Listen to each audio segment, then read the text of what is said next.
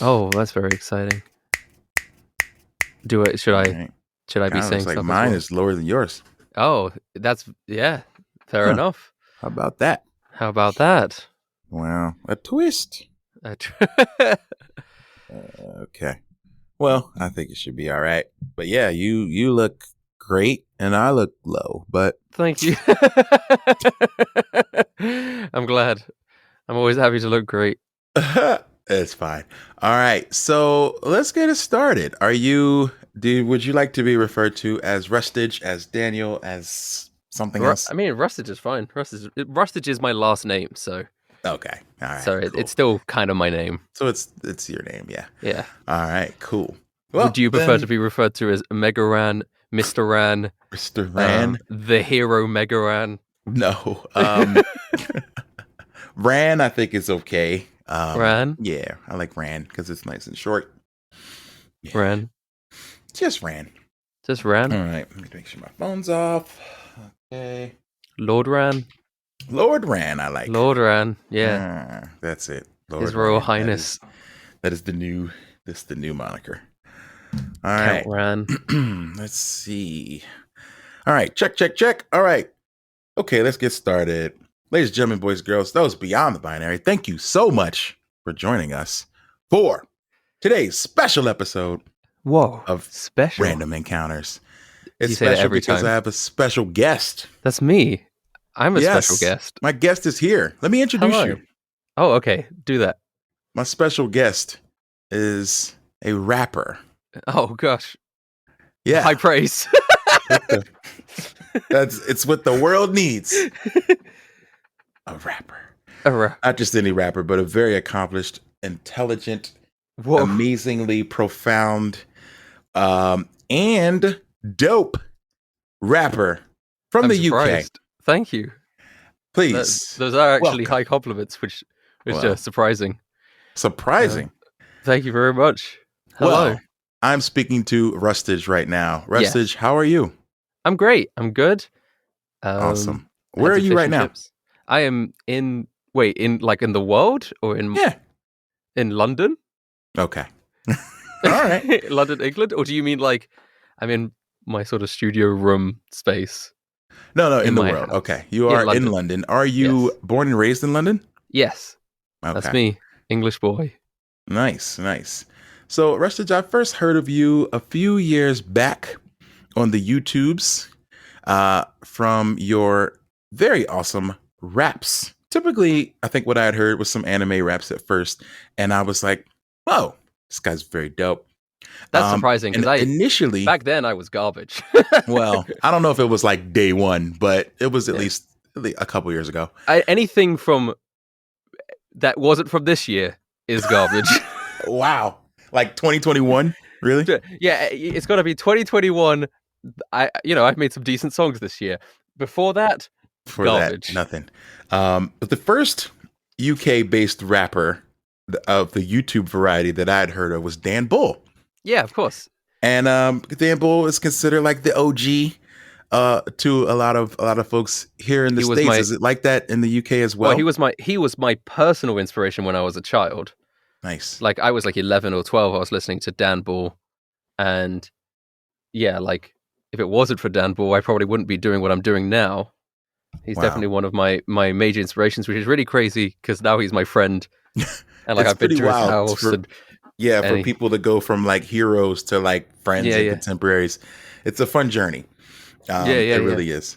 So let's talk about it. Well, the first time, I think before that, my first ever interaction with you was I tweeted at you because you were going to perform at a London anime convention in like it might have been 2017, something like that. It would have been a London Anime Con a few times, and but you didn't actually do it. You were going to do it, and I was going to do it, and I was like, oh my gosh, Mega Ran's going to perform at the same place I am. I'm going to send him a tweet and say, hey, I'm performing at the same thing you are, and then you replied saying, no, I'm not anymore. Oh. Good luck, though. Well, I hope that show went well. It went okay. There's always a lot of moving parts in UK tours for us, so we had to make sure that we could make the travel happen between different cities. We were on trains. This is when I didn't really know how to tour the UK. So I was afraid to drive there, still am. So we would just hop trains and buy train tickets. And I mean, trains is perfect. You got trains all over the place in England. Yeah, you can get anywhere on the train, but you also have to carry your suitcase, your luggage, your performance gear, everything. And we could literally be going from, I don't know, Cardiff, Wales to London, like it's sometimes some long trips. And we have to make sure that our timing is correct. So that particular tour, I think that it just wasn't logistically possible. I think it was probably a good idea as well, because it wasn't, the venue was not suited for live performance. I hear that a lot at conventions. Because they do a lot of anime conventions. They just don't. That's not their priority. Their priority is running an anime convention. It's not to run a rap concert. So a lot of key places just don't have the facilities for it.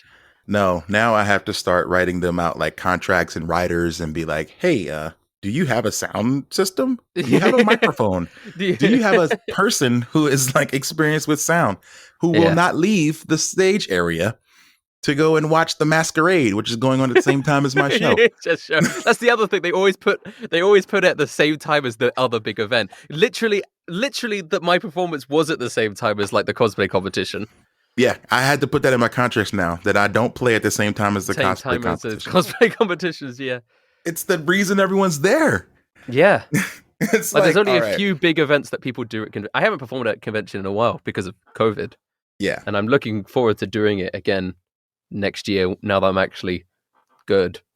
Nice. It will be like playing at the Super Bowl, but like, no, you're not playing at halftime. You're playing during the kickoff. During the game in another venue. During the game in the basement. It's like, and they can choose to come down if they want to. Stop watching the game. It's literally it. Yeah, that's how it is.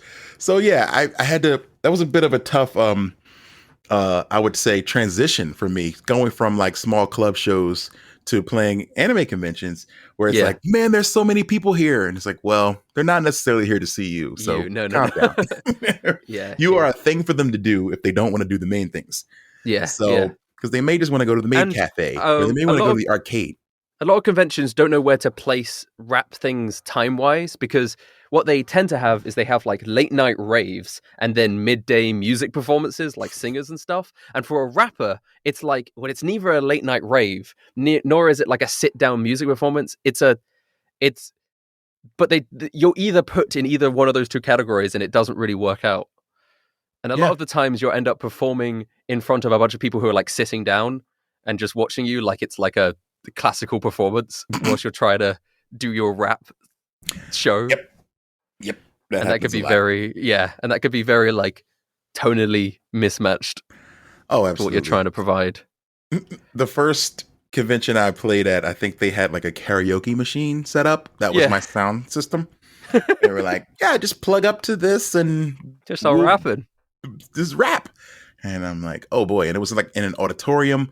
So there's like seats everywhere. Yes. It's like an auditorium. Like, yeah, it was like a lecture hall where they have the seats going up. You know, and like in the bowl. And I was just like, whoa, this is not going to work. So yeah, it was pretty much a disaster.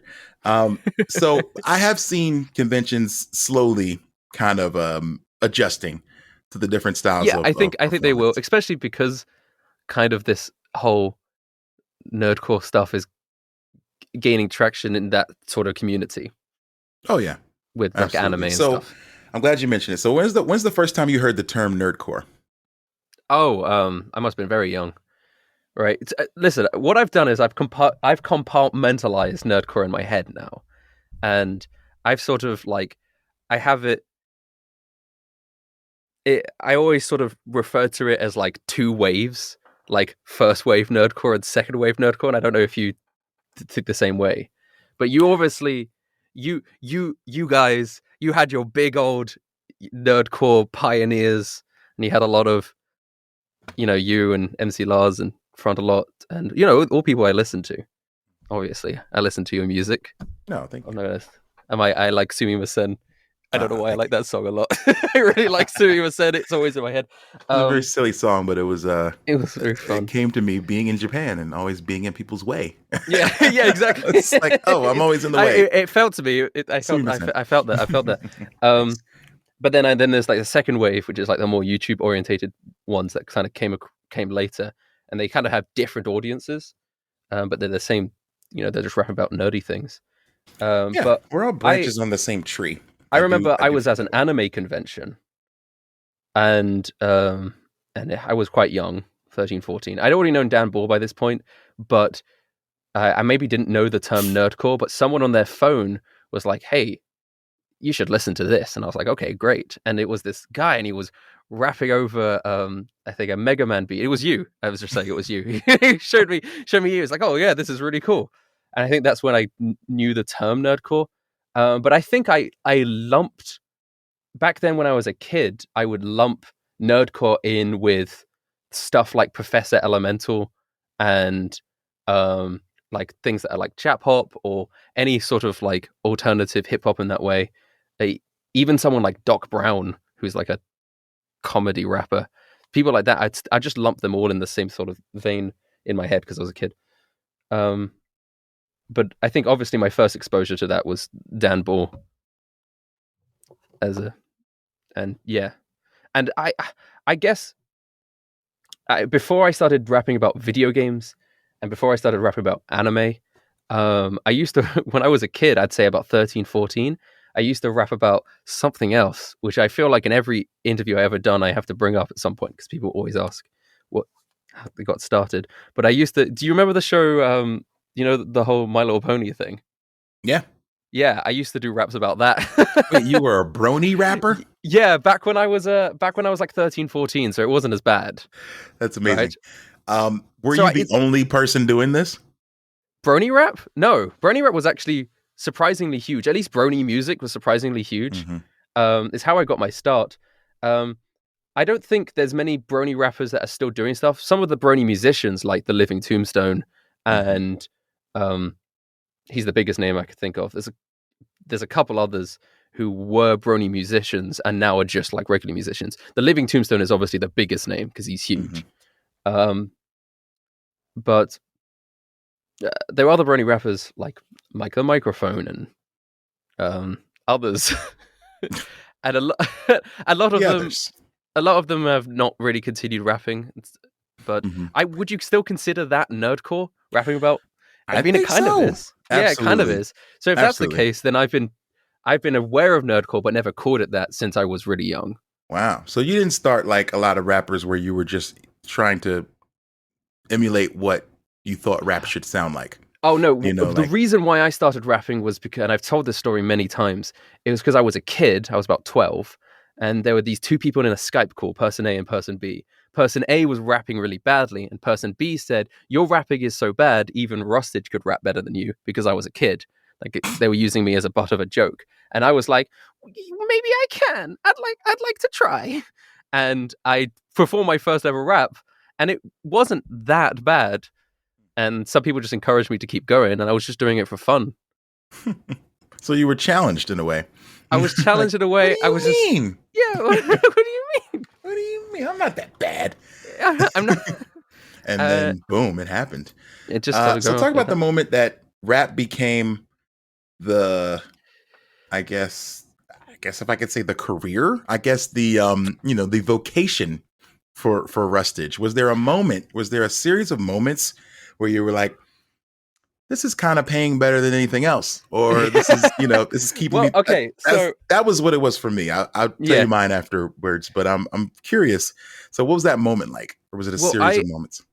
I started really getting into music more, and as I was going through school, and going into like college and university, I started I felt like, well, I enjoy rapping, I enjoy making my music, but this is a skill that I have, and if I want to make a career out of it, I probably just got to go into like music. I wanted to do like music for video games and television. I thought that was what my career was going to be. So that's what I kind of studied a little bit at university, like music business and things like that. But whilst I was doing that, I was still uploading music onto YouTube, on a weekly basis almost. And then after I graduated university, I was like, okay, I know what I really want to do is like YouTube music stuff. That's like, so I'm going to give myself a year to like really work at that, upload every week, etc. And it was mid 2019. I had a song that just blew up for me, and then I continued to release consistently from there. And I think I managed to combine the music as a thing with like the ecosystem of YouTube, where you have to produce frequent content and do stuff like that. There's a lot of different wheelhouses that you've got to combine to do that sort of thing successfully. And I felt like I took little bits and pieces from what I've seen other people do and tried to be consistent, even though my quality wasn't quite there yet. And it was like mid 2019, I started to blow up. And by the end of the year, I was like, well, this is just my career now. And I feel like it annoys some people because I have never, this is the only work I've never had another job because I'm still quite young. I don't know. I just turned 23. Okay. So I graduated university and then gave myself time to do this, and almost immediately it became my work. Why would somebody be mad at that? I don't know. I just feel like some people are like, well, you never had to struggle. Well, I was working at McDonald's for 3 years, and I guess there is some level of struggle to, I don't know, that tends to come with the DIY, you know, music career choice that I guess people assume that everyone has experienced. But I'm sure your struggles have been completely different. And I think that it's just work a lot. Yeah, it's just working. Like the pressure to produce a song every week. Weekly. Well, I produce everything myself, right? So I produce it all. Not only writing the rhymes, but making the beat. Are you also mixing, mastering, all that stuff too? I do pretty much everything besides the video itself. Okay. Yeah. So that's extreme pressure that I know nothing about in my 20 years of doing this, you know, like attempting, you know, the YouTube grind, as they call it, is, you know, I think a very brave and scary journey. But it was also fun. I enjoyed it. That's also fun. I think that's a really like big a video game. Part of it. It's a little bit like my favorite video games were like these like tycoon management sim video games where you're doing stuff and you can see things passively grow in the background as you're doing things. And uploading stuff to YouTube was like playing one of those games, except for it had real world benefits. Right. Instead of just, you know, experience points, you're also getting some real world benefits. Yeah. Okay, so let's talk about the pandemic and what has that done for your production, I guess, rate, your work of, you know, like of late? Like what did the pandemic time do for you professionally? Well, I don't know. Like pre-pandemic, I'm not that much of an outgoing person anyway. So I don't think much changed in terms of how I created my stuff. I mean, I just was forced to only be able to create music because I couldn't really go outside. I don't know. I have had like an improvement this year. Like my last like 10 or so songs I put out this year, some of my best work. And I don't know if that improvement would have come about with or without the pandemic. It's just kind of a nature of time. I don't think I'm really that naturally good at anything. I just do stuff for a long time and just work at it. That if like I know because I've technically been writing rap since I was like 13. So you'd imagine that's like 10 years. You'd imagine I'd be a lot better by now. But you know, yeah, with time and repetition, I do believe that things I believe you improve for sure. Whether it's your speed, whether it's your, you know, technique, you know, completion time of songs or whatever. Yeah. I feel like there's definitely visible, tangible improvements. I do have I think the better I get, though, the longer things take, because obviously my standards improve of my own writing, and so it becomes more frustrating to write stuff, and writing stuff takes a lot longer. Of course. Have you found yourself when you're creating weekly content, the revision and editing process, has that maybe changed? Oh yeah, I like that. You will spot tiny mistakes in a lot of my songs because I can't really. Even in my latest song, I'm really proud of the Gojo rap.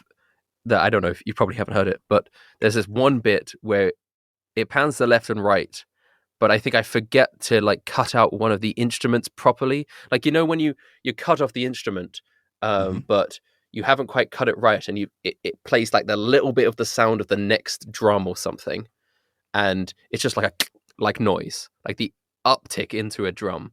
I hadn't quite cut it neatly enough, and I could just hear that small like noise in my right ear every time that goes by.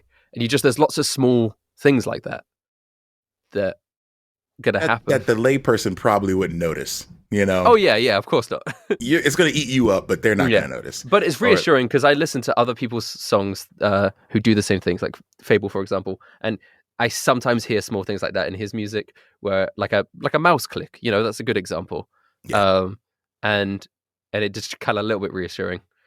That yeah, doesn't happen to everyone. When you're performing, when you're creating at a high level that quickly, it's generally natural that there's some imperfections. Have you ever had an imperfection so much that you were like, I need a do-over? We're deleting this. I'm doing it over. Oh, well, I haven't. I would never do it, even if I thought that, because it just would fuck with everything. You ever finish a song and be think my biggest you put it out and then you're like, you put it out and you're like, I could do that better. I'm going to do it again with a new verse.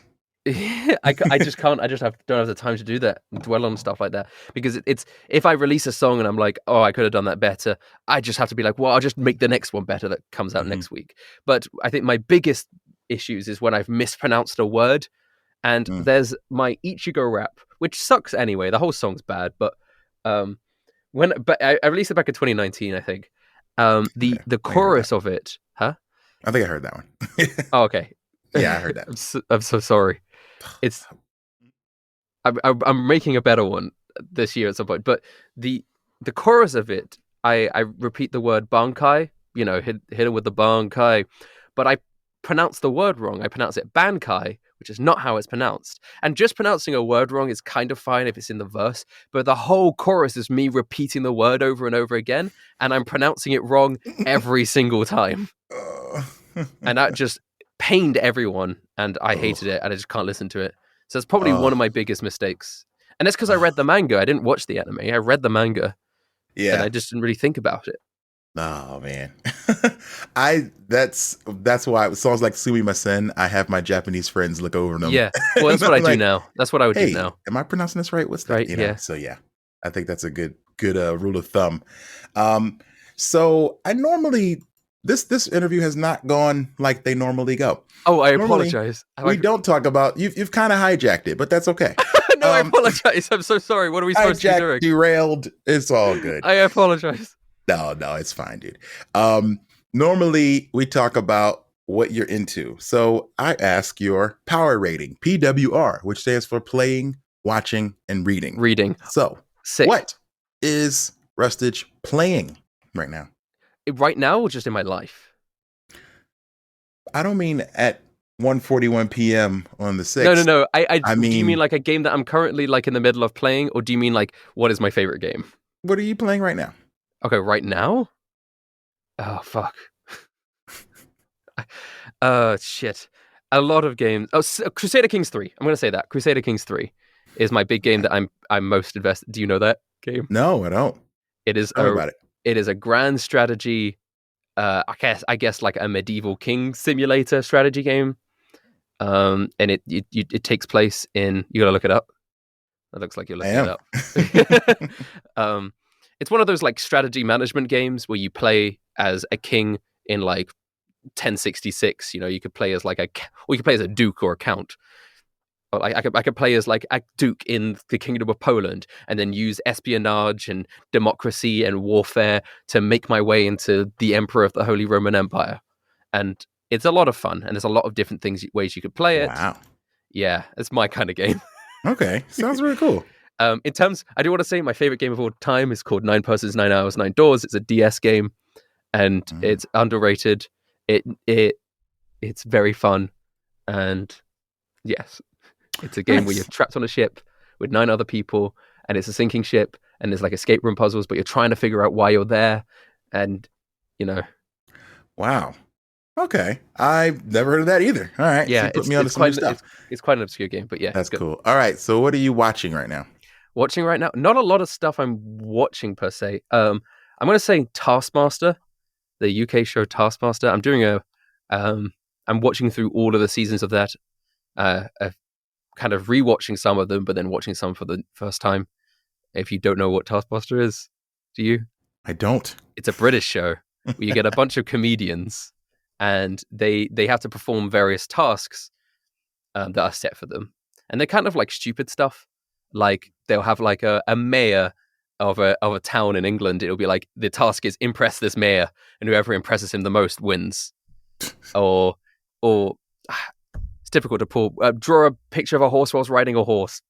Make it. Wow. And the task can be really anything. Okay. And they all film it, and then later on they sit in a studio and they watch the task back, and then Greg Davis, who's a taskmaster, has to evaluate them and say who gets the points or whatever. And it's very funny. They have a lot of good chemistry. They always do. And it's the same contestants for each episode of a season. Mm-hmm. So there'll be like 8 or so episodes in a season. It's the same contestants. Okay. It's fun. All right, that sounds fun. I'm gonna see if I can find it in the States. Yeah. Oh, yeah. Make sure you watch the UK version. There is a US version, but it's so bad. Oh God, you will not enjoy it. Yeah. They made one season, and then they were like, "This was not a good idea." Wow. Okay, I'll stick with the UK version. Yeah. I say. All right, and what are you reading? I just finished the Mistborn trilogy. Sorry, my camera. I'll turn that back on. I know you expect me to talk about anime and manga when you watching or reading. I do read a lot of manga, and I do read more manga than watch anime. And I will say my favorite manga is One Piece, and I've read all of that, and I'm currently reading each chapter as it comes out. Okay, but I try not to give you the typical, what's your favorite? What's this? What's the best thing? No, it's more questions about what's happening right now. I'm currently actually reading books, like fantasy books. I just finished the Mistborn trilogy by Brandon Sanderson, and it was very, very good. The third book's my favorite. It was really, really fun. And I'm currently reading The Blade Itself by Joe Abercrombie of the First Law trilogy. I've heard of that. You've heard of that? Cool. Yes. I'd say I'm about halfway through, maybe 60% of the way through the first book at the moment. Nice. And it's pretty good so far, but it's all very set up stuff. Yeah. Okay. There you go. Right. So now moving into advice. What is the best advice that someone's given you? And then we'll move on to your advice for creatives. What's the best advice that someone has given me? Oh, I don't actually know. I feel like a lot of the times I just self-motivated, and I'm not.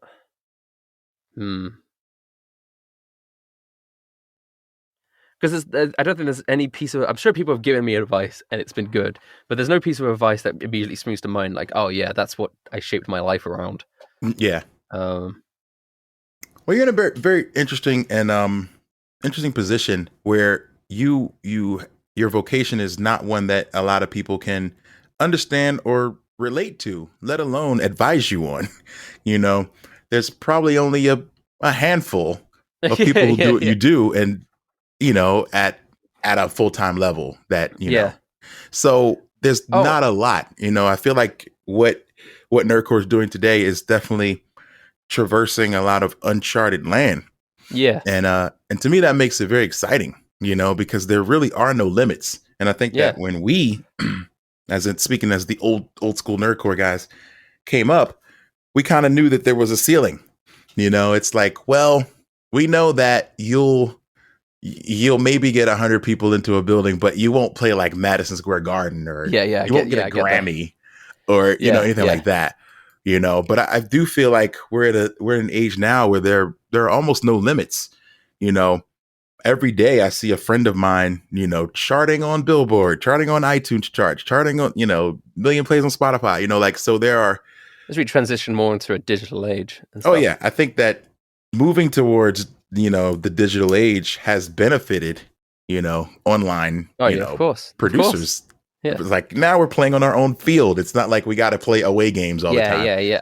So and I think that was the thing about Nerdcore in general, is that I know that a lot of you guys did a lot of live shows and live performances and stuff, but a lot of the audience for nerdy things are typically introverted people, right?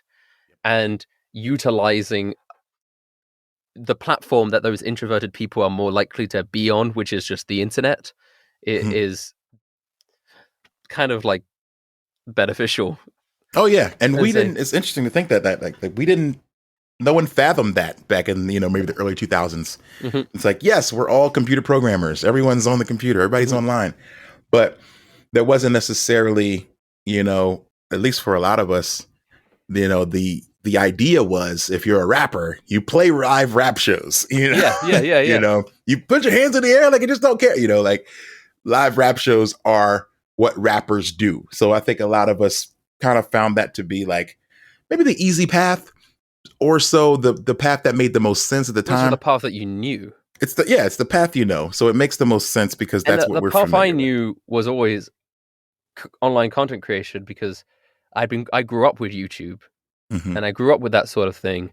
That even if I wasn't doing like music, like rap music, I imagine I still would be making content in some way.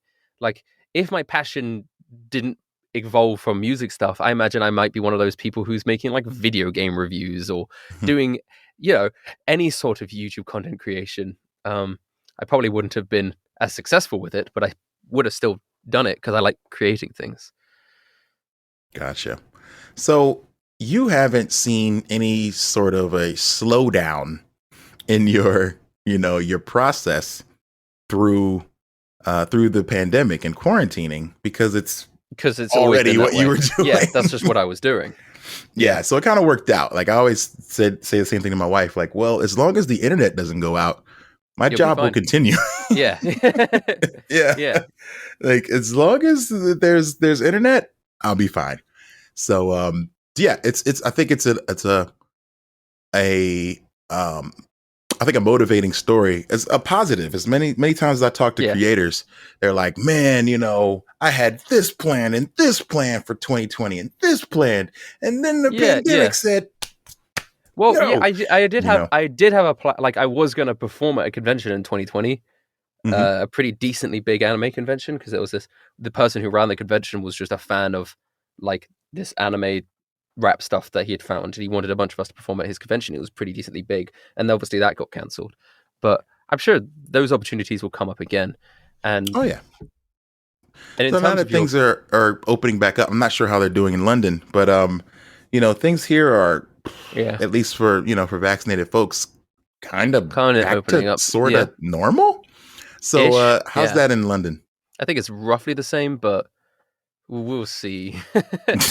Boris, I don't want to get into my government, but Boris Johnson has said he's going to be opening up stuff, and there's been some backlash about it. Just a bunch of stuff, issues. So are there concerts happening now and things like that? I have no idea. I haven't really looked into it, unfortunately. Okay. But I had a friend who went they're in England, I'm not sure where, but they went to like a beer festival or beer garden or something. And I'm sure there's like outdoor stuff. It was outdoors, so that was okay. Yeah. So I think outdoor things are pretty okay. I have some friends going to the UK to tour, I think in like October. I think everyone's kind of expecting things to be relatively normal by the end of this year. Mm-hmm. I think the worry comes from people trying to expedite that process so that they can enjoy the summer. Right. Yeah. In terms of your first question though about the advice, I did think of, it's not an advice someone gave me, but it's an advice I read, and it is the advice that I tend to give, which is people do get lucky, but the harder you work, the luckier you get. Is my advice. That's a good one. Lucky things do happen to people. I feel like I did get very lucky, but I would have never got lucky if I didn't create content, if I didn't work hard, then that opportunity would have never happened. So the harder you work, the more opportunities to be lucky it happen. Wow. That's true. I absolutely agree with that. That's a good one. Yeah.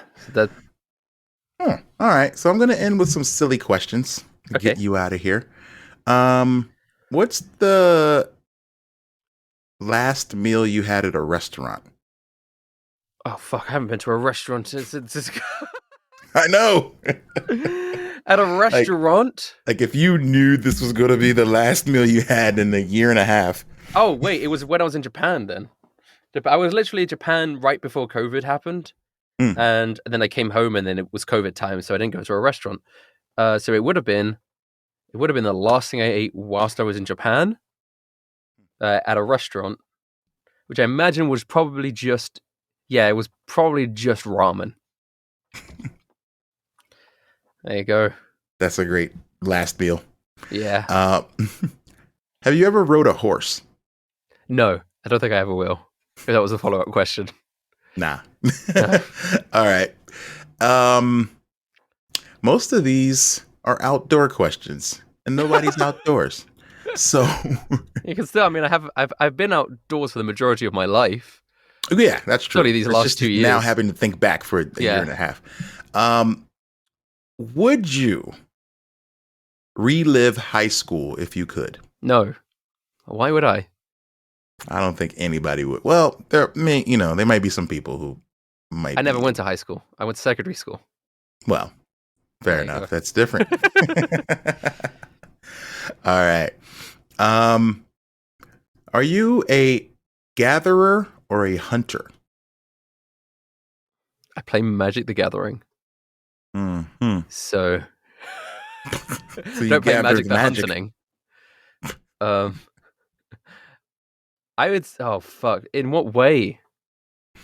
This is an esoteric question. Yeah, it's however you interpret it. To me, it's like I think like, are you a person who goes out, grabs opportunities, or are you a person who just when you get something cool, you kind of save it and you savor it, or are you constantly hunting for the next conquest? But I feel like for me, it's variable. It's not consistent. There's sometimes I'm like one, and sometimes I'm like the other, which I know is such a boring answer, but it's like I I feel like it's stressful to know, when people have ambition and then they achieve that goal, then they immediately are like, now I've got to go on to the next thing. I've got to achieve an even higher goal. That's such a stressful mindset. If I know that the moment I achieve this goal, I won't be fulfilled, I've got to get the next thing. So I'm in a position where what I want to do is know that when I've achieved my goal, let myself actually enjoy having achieved that goal instead of being stressed out about trying to I gotta relax at some point. And that's the mode I'm currently in now. Is I just don't want to be overwhelmed. So I guess I am a hunter until I am full, and then I will gather. And then when I get hungry again, I might be a hunter again. Okay, that's a good answer. All right, what was the last text message you sent? Well, okay. What do you mean? Because do you count things like Discord messages and Twitter messages? Sure. Well, if you count Twitter messages, it's my message to you to join here. I don't count Twitter messages. Do you count Discord messages? A private message to, I would say a text should count the most.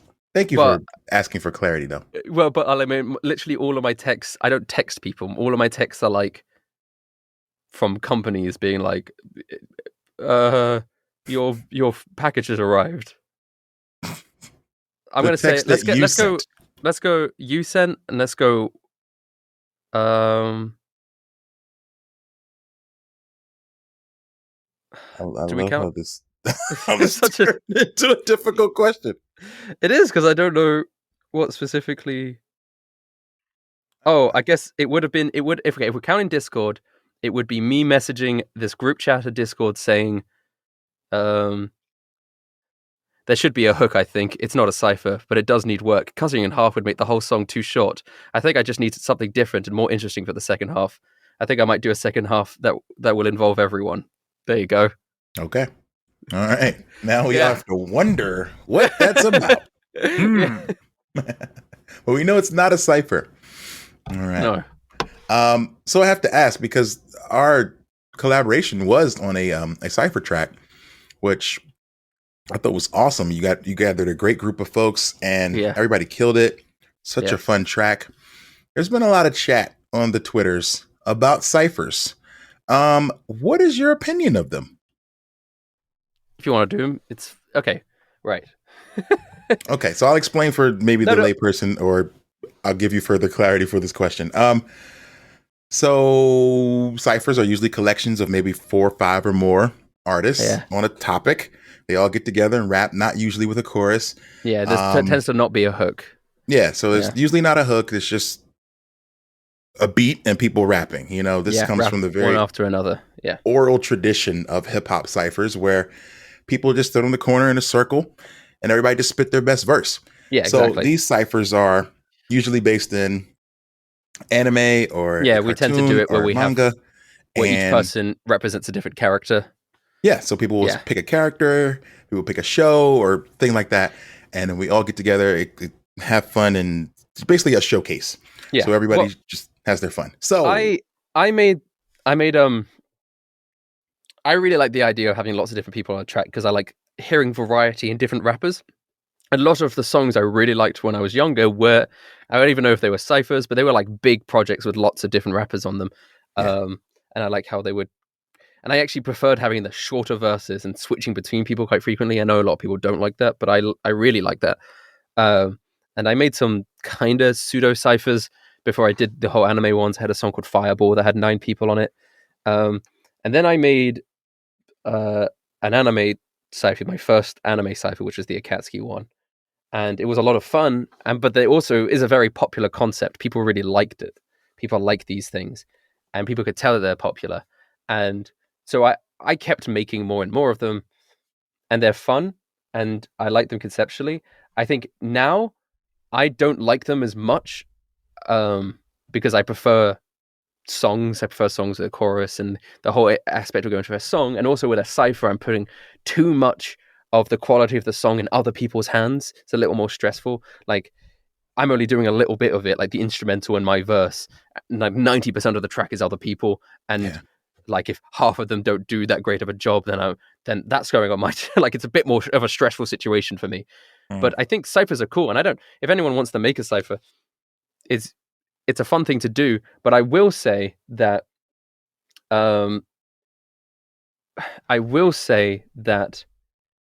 if you're like smaller and you're starting out, like if you're only doing like these big cipher projects, it's not going to be helpful. And it's going to be difficult. You kind of, from like a business standpoint, there's different mindsets here. From a business standpoint, it's good to have a repertoire of your own actual music and then do ciphers every so often as like a big thing. But from a standpoint of if you're just doing this for fun and you're not trying to make it like a career out of it or anything, then literally just do what you want. You could make a cipher. You can make 1 million ciphers. Who cares? Nobody's stopping you from doing that. That's completely fine. And yeah. And a cipher can be good and a cipher can be bad just as well as anything can be. So, I don't know. Yeah, I think that's a good answer. If it's good, it's good. You know, and might as well. The annoying thing is a lot of people request them to me, and I'm kind of tired of making them because they're a lot of work, but not in like they're not a lot of like music work sense. Well, they are. They're a lot of work, but not in any of the fun ways. The fun thing about making music is you get to produce this instrumental, you get to write the lyrics, record it, and make this song. But with a cipher, it's all kind of the boring aspects, which is trying to organize lots of people and mixing. You're just mixing lots of people's verses and trying to get everything sounding right, and it's not fun, and I don't enjoy it, so I don't really want to do them. No, as much as I love to collaborate, the more voices that get on the track makes it more difficult. So much difficult. I think 2 to 3 is good. I do these trio tracks with my friends Schwabity and Connor Quest, where the 3 of us are the 3 British people that rap like anime nerdcore. And we do these trio tracks, and they're always the most fun to do. But the big cipher ones have just become less and less fun. But also they're very highly requested. People request cipher ideas all the time. And the way that people request them make it seem like they don't understand how much effort gets put into these things. They're just like, oh, this Friday, could you just do this cipher? And it's like 30 people. It's like, yeah, what do you mean? Can't do that in a week. A lot of people don't understand how much work goes into some of the music. And I feel like I'm a little at fault because I did make songs on a weekly basis. So people kind of assume, oh, it must be easy if you could do it on a weekly basis, and not realize that I'm like fucking working to death trying to do it. Yeah. So that leads me to another question, and then this could be the last one. I've heard another YouTube creator say that in the process of creating and being consistent and being successful, there are some, I guess, obviously sacrifices that need to be made, and some of them are maybe creating content that you may not be 100% enthusiastic about. Well, here's the thing. Okay, the artist, whether it's the the beat, whether it's the anime, whether it's the the manga. So let me finish the question. So sorry, I apologize. So when they said that when they had that issue, they've created this a mentality where it's one for you and one for me. Now, meaning like I'm going to give you what you want this week, and then next week I'm going to give you my favorite thing, and then I'm going to really so that way I'll enjoy it a little more. So that was their mentality that helps them get through maybe weekly content that they're maybe not as enthusiastic about. Is that an issue with you, and is there a mentality that you take to approach that? A lot of a lot of anime characters, that even if I don't like the character or I don't like the show or I'm not enthusiastic about the person, a lot of the time they're still really fun to write about. And I think what I really enjoy about the sort of music that I do is taking a character and trying to, when I make the instrumental, trying to make an instrumental that sounds like that character and then write the lyrics around. Like, it's really fun to do that. And I enjoy it more than just writing music about me. That's why I do this so much. And so even if it's a character from an anime I don't like Kirito from Sword Art Online, it's fun to still write about it. So I've never had a situation where I'm writing a song about a subject that I'm like, I'm not enjoying this, I don't like this, because I make it fun in my own way. What I do though is, because I want to prevent rapping about the same stuff, is I do like this, instead of a me for you, I do a kind of risky safe method where I cover something I know is relatively popular and then do something new, and I go back and forth. I cover something that's more safe and something that's more risky, and sometimes the risky stuff does well and sometimes the safe stuff does badly, but in general I have that mindset. But yeah, I've never had the situation where I've been unenthusiastic about something. The only time I have been is when I've made something shit and I'm like, I don't know how to make this not shit. That's fair. All right, so we're going to end there. I just want to thank you for your time. Also, let you give out some plugs to where people can find you and your music and all that good stuff. I'm Rustage. I'm Rustage on YouTube. I'm Rustage everywhere. Rustage. My Twitter's Daniel Rustage, which is just my full name. My Twitch is Rustage _. At Spotify, just look up Rustage. That's me. And there it is. All right, I want to end with a song. So what song do you think I should end with? Wait, one of my songs? Yeah. Just my latest one. Just go with the Gojo rap. All right. I don't know if you've listened to it yet. It's the Gojo rap by Rustage. And this is another episode of Random Encounters. Be safe. Thanks for listening. Let us know what you thought of the episode, and we'll see you online. Whoa. Peace.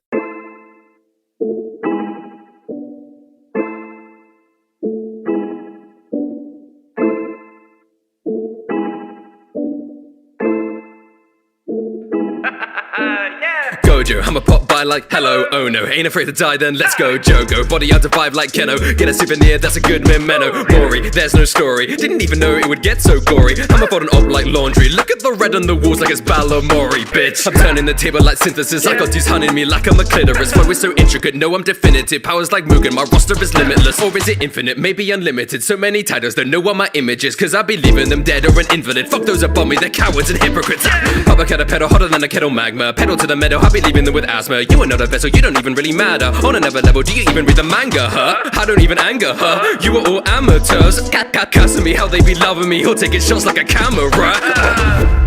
All who try fall to me, count your time. Should you die in your sleep, pray the Lord. Yeah, I'm running in blind, fighting out my mind. Yeah, it's my time, bring it down to the line. Running in blind, I ain't playing with my life. Fate on my side, and I ain't gonna die. With mine, no eyes. Yeah, but I don't even have to try. Look at all the things sacrifice. You wanna run, but you cannot hide. Nothing left to survive. Life is a game and I'm rolling the dice. Don't wanna play to get out of my sight. Better make way when I'm running in blind. Hot and sweet, no cappuccino. Gonna ride this flow like I'm San Marino. I'ma scar their face like it's Al Pacino. They adore my feast like they Tarantino. I'ma hurt their ego, see the light go white albino. I'ma fight a keto, so they curse on the worst. I'm a menace to Bino. When it hurts like a nurse, I'ma cover them in stitches mojito.